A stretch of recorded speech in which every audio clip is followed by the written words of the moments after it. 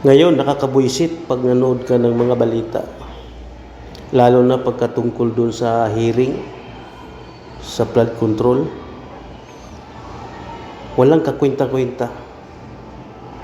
Alam na ng taong bayan kung sinong may kasalanan.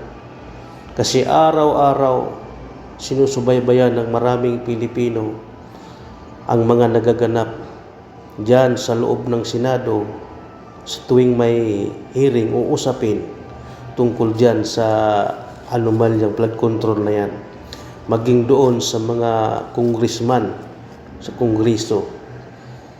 Alam na ng taong bayan kung sinong may kasalanan. Nakakabwisit lang. May mga taong nariyan. Pinagtatakpan nila kung sinong may sala. Mga utak pagi itong mga ito.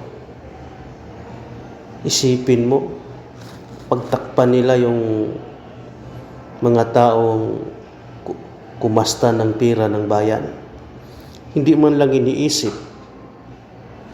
ang maraming Pilipino na nagtitiis, nagtsatsaga, nahirapan,